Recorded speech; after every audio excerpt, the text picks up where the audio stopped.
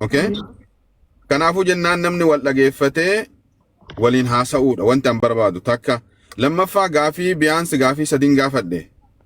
Waa'ee dhimma mallaqaas irra deddeebi'uu anatu gaafatee isiniin jedheera tokko. Waa'ee dhimma ammoo mucaan gara eerpoortii akka hin deemne kan jedhellee jedheeranii maaliif mucaan gara akka eerpoortii deemtu barbaachise lama.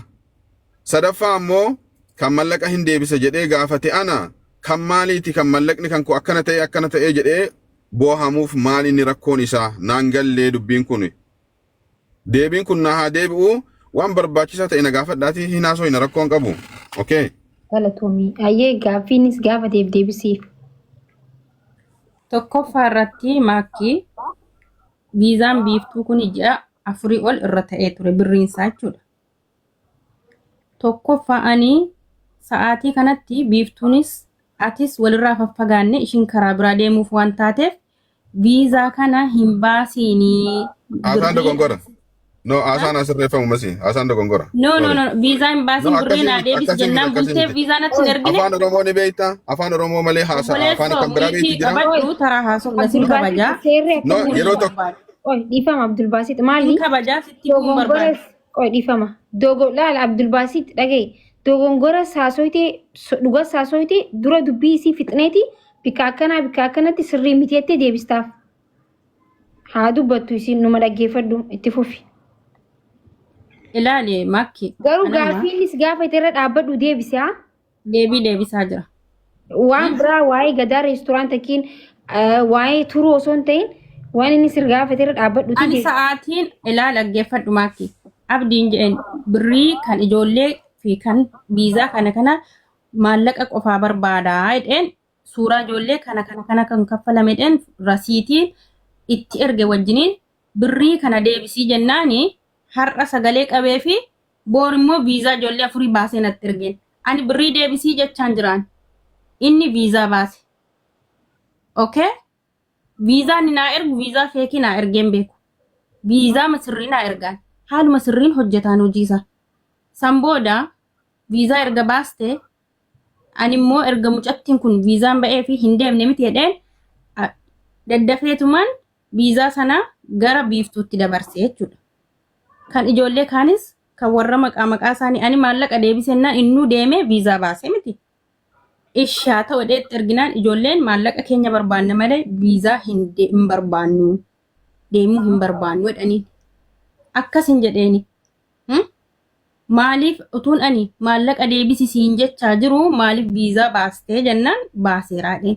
Ishenne viizaa arfan sana immoo eengadda gaafa laalamu viizaan kun siistema irrayyuu hin galle masi maallaqa kee balleessitee ka'edhani ijoollee viizaa laaluu beekan.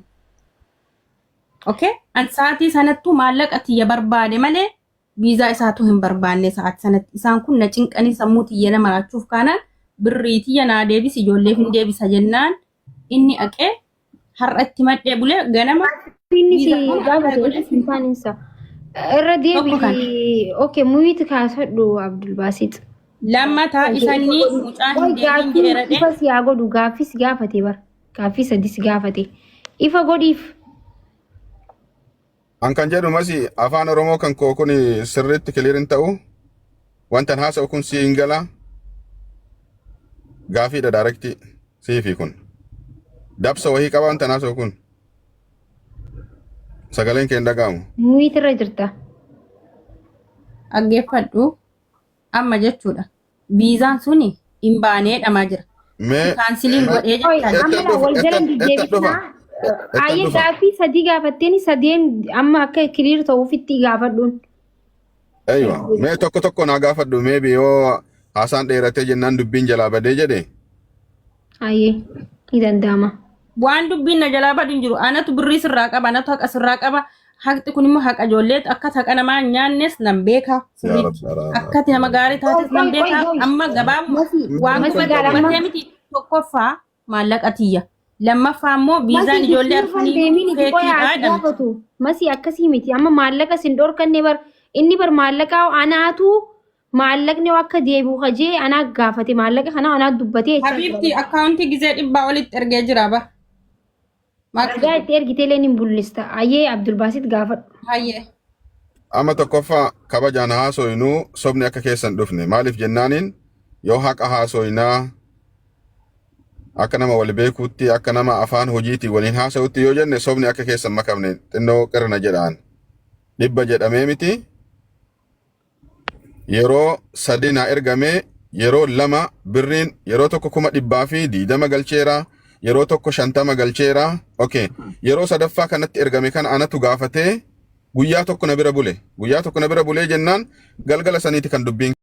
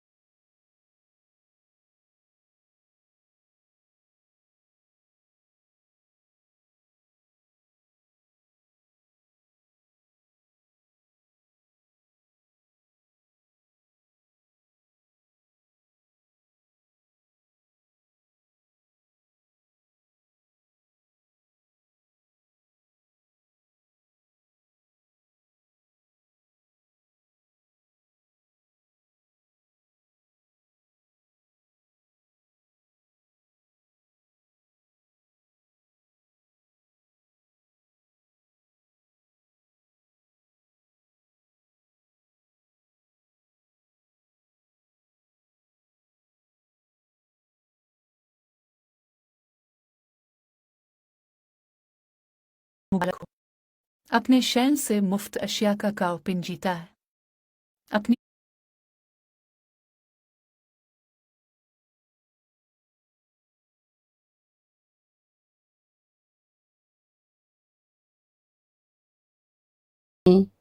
jedhanii viizaan biiftuu fi ijoollee siisteema viizaa beekan naa galchisiin maaliif galchuun barbaanne?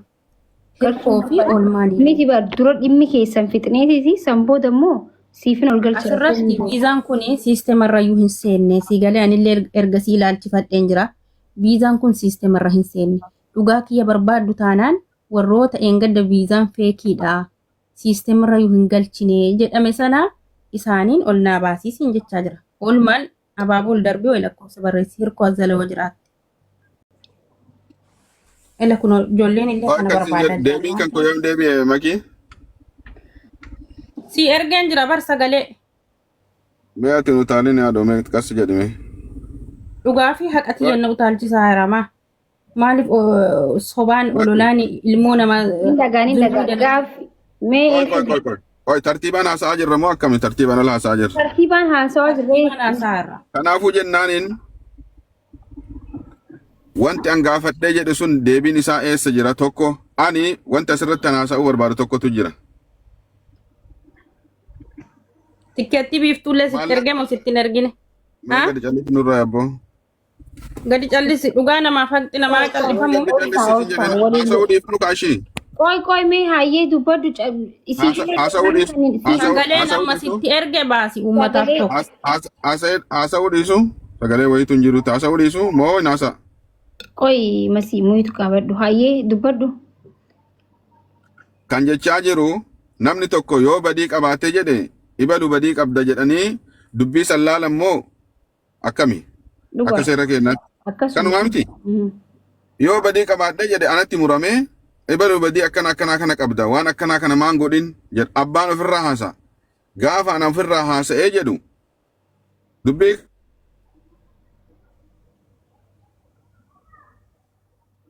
kana he voice wajjin waan jiru marraja harka qabu wajjin lafisni kaayira sanirraan darbatamee inni ammoo waan angaafadhe san dhiisanii wanti biraa haasa'amuuf sila ajandaa biraatu barbaadame moo bar wanti ajandaa biraati miti sagalee kana wanti arreefu gaafataa turellee hin ergine amma sagalee amma isiin anillee sagalee qabattee baaste kan okay sagalee nama na ergameera akkamitti jedhe biizaa kana baasee jennaaniin biizaa kana jala jira sagaleen kun jechuudha biizaa biiftuu kana jala jira sagaleen kun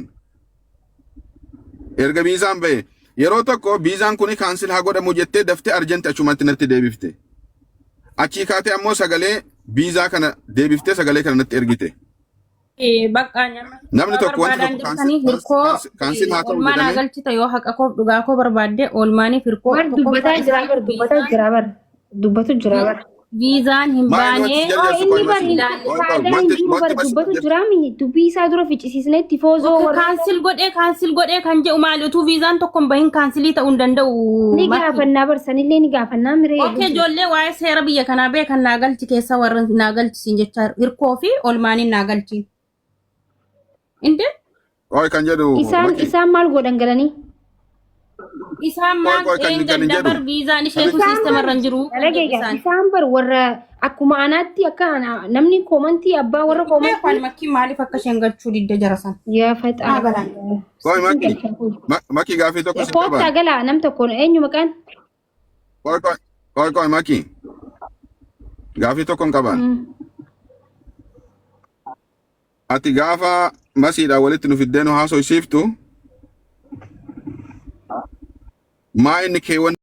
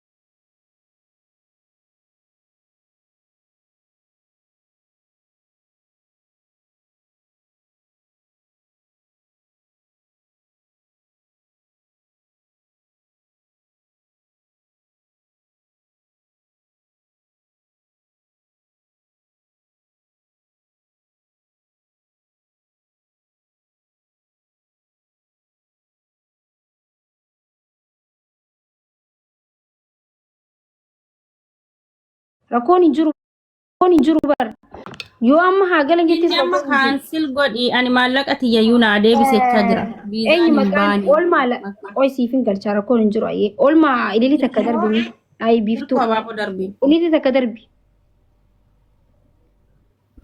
oolmaa ilili takka darbuu dandeessaa kunooti ayyee siifin galcha kunoo okay hirkoos galchiin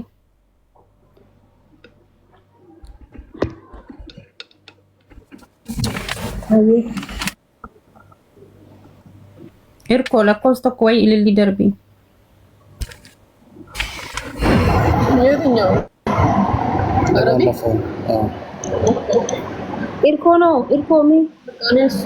Hirkoo galchaayyee. Ashi. Ajaa'iba.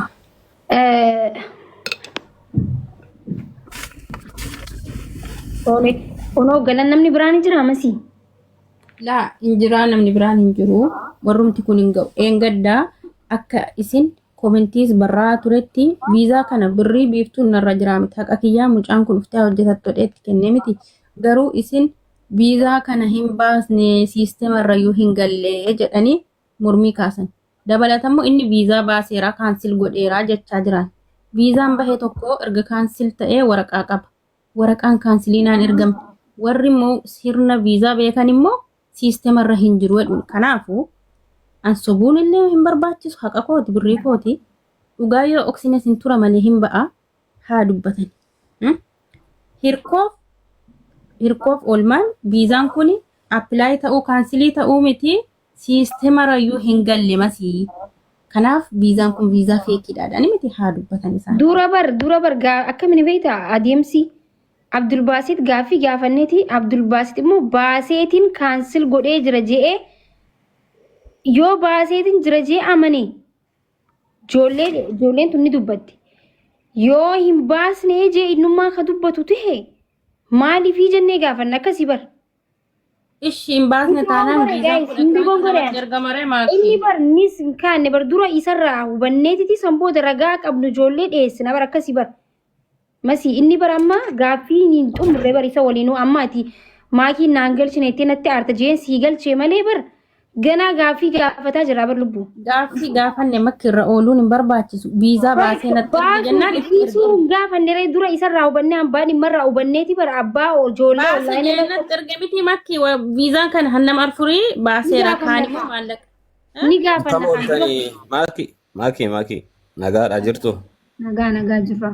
Dhiifama isin gaafatin gidduun seenne yaa isin illee hin dubbifne.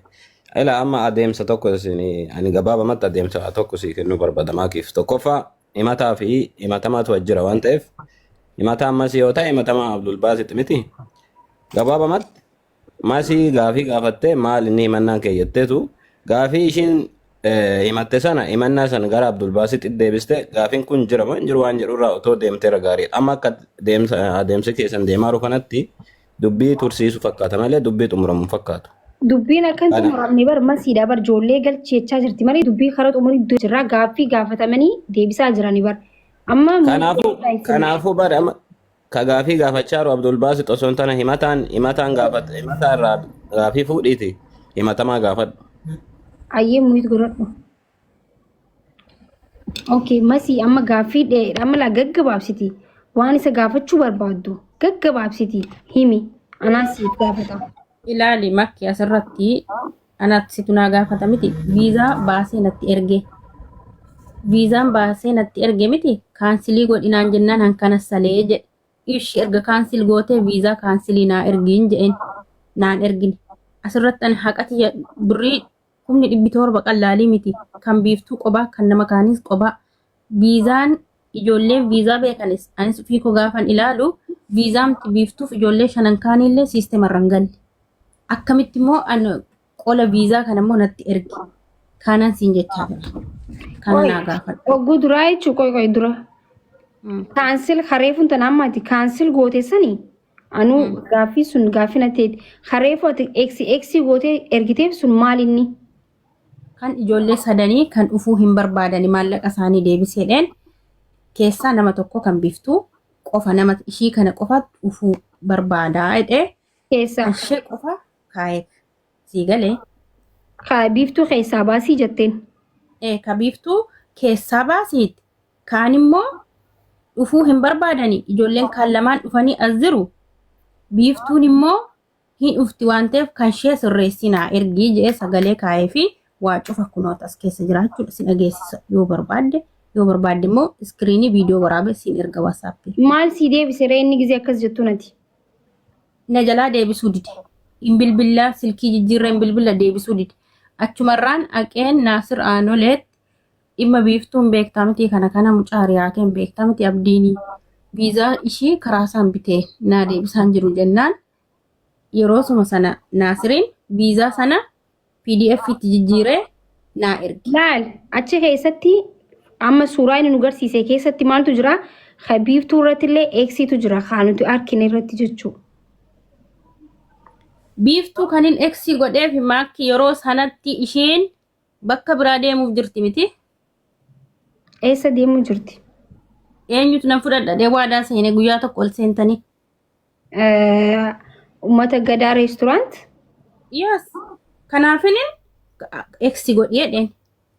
San booda immoo eeksii ergiteef booda biiftuun immoo as deebitee nin deema gizee jettu karaa keetiin eeksii keessaa baasii jetteen. Eeksii keessaa baasiiti mucattii miskiinni kun dhufaa jirti. Viizaa ishii naa sirreessiiti osoo hin gubatiin mucattii finnaan jedheen. Guyyaan ati eeksii itti goote hin jiru? Hin jira. Iskiriinshot godhuu dandeessaa. Itti aansuudhaan immoo ijoollee duba inni ati kaansil keessaa baasii gizee jettuun san sagalee kan keessan dhaga'ee jira. injira ayyan ishii kana qofaatu dhufa warri kaan maaliif dhufanii viizaan kun maallaqaan bahe miti jennaan warri kaan dhufanii jiru kan biiftuu immoo deemteen jirtu kan ishee qofa sirreessinaa ergiin jedhe dide bilbila kaasuu dide jennaan naasiritti himadheen viizaa biiftuus itti erge jennaan rakkoon qabu PDF itti sii jijjiira waraqaa si barbaachisu immoo hotel buukingii namna kana immoo anatu siif mijeessaa naan jedhe naasiriin okay jedhen ta'a. Haayye reefu maal jee inni ni beektaa biiftuun boorumtii guyyaa isiin ati amma ka guyyaa kaa'ayyee sana akkasitti qabanna guyyaan ati kaansil goote kana dura yoo ta'e maal jee inni immoo guyyaa biiftuun boorumtii eerpoortii deemtu galgala kaansil godhamee jira hundimtuu akka hin deemne itti himii siin jeetin jira siin jee. Hatta bilbila yuna jalaa kaasuu dinnaan biiftuutiin Naasir Aanoleetti bilbiliiti itti haa bilbila na jalaa kaasan jiru itti bilbiliiti akka inni waraqaa kana nuu sirreessu itti himii jedheen jira. Akkasi. Qoyme haseena. Maaliif amma bu'uun barbaachise maakki? Ani beeku gaa inni laalla walumaan. Duraan akkuma waadaa seenee fi maallaqa kaffale achi booda biiftuun karaa gadaa reestooraantii deemuuf kaanaan bakka isheen achiin haalaa mijeeffattu maallaqa konaa deebisennaan haqee viizaa naa baase jechuudha. Viizaan sun immoo viizaa feekiitii. Reefuun tana garuu an eeksiin kun kamaaliitii an hungoone jechu turte masii wanta guddaa. Maaki anis kana kanan ta'e waan tokko qoy callisi biiftu ati bar waan asooyituun qabdu isiin akka nama tokko si gargaaruu fi kaateemi akkasi bar. Reefuun tana garuu eeksiin kun kamaaliitii yoon dogongoruma ummanni dhaga'u ture kan maaliitii ani beeku jechu turte bar. Ela eeksii kana maakki eeksii ijoollee shanan dhufuu kan hin barbaanneen eeksii godhee maallaqa barbaadeen. Siigalee yeroo sanatti immoo biiftuun karaa gadaa reestooraantii haala mijeeffachaa waan jirtuuf isheellee eeksiin godheen. Maaliif jennaan achirraan deemaa waan jirtuuf. Asuma naa dhufu maaliif bilbila reesh?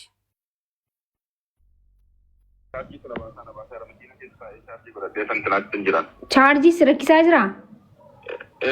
Na deebisiitiin agarsiise. Ayyee ililli takka darbi. Laa ammas reefuun tana maal jettee hin beeku eeksiin kuneetti amma immoo gaafa duraanii san ammas laalas biratti maaltu jira? Akkii kaaniin eeksii godhii jedheeniif. Amma dura amma yaadadhee isatti deebina gaaffii waan hunda siif hin gaafadha garuu amma dura maal jettee biiftuun wanti kun fiizaan isii bahee jira akka guyyaan irraa biiftuun maal jettee bahee jira guyyaan ummatumarra dhuftee naan jettee guyyaan dhumataa jira waan ta'eefi haruma saniin deemaati keetta ijoolleen na haa bittuu naaf haa murtuu jette. Gaafuma sanuu osoo ammaati eeksii irratti hin godhinuu guyyaan dhumatuuf deemaa bahee jiraa fi dhufee jira fiizaan isii jettee biiftuutti himte. Biiftuun dhuftee maal jettee hamasiin amma dura naa ergite suni naaf bahee jira haruma saniin deemaati keetta na danda'aadhaa jette. Soo gaafa sanillee eeksii irra hin goone jechuudha moo akkamitti duba biiftuun dhuftee naa hin eeksii irra hin goone gaafsan utuun eeksii irra godhe viizaa akka ani maal ilaa aggeeffadhu makkee asitti. Ani maallaqa tiyya naa deebisiin jedhe as gabaaba dubbii kan ijoollee shananis dhiisii kan biiftuus dhiisee eeksii godhee hin barbaadu maallaqa tiyya qofa naa deebisi jedhe. Har'a maallaqa gaafadhe jennaan inni immoo borganama viizaan ani ijoollee warra kana fiduu hin barbaadu eeksii godhiitii maallaqa isaanii naa deebisedheen haqee ganama isaa viizaa baase. Achi deebii bikka ilaal akkamiin beektaa gadaa reesturaantii. Osoo ati fiizaa isii osoo eegaliin eegaltee booda ergamee wanti hundi ergamee booda jarri nutiitu geessaa jee. Erga wanti sun ergamee dhumate booda jechuudha. Dheengadduma jee sun immoo ati eegalteef turte.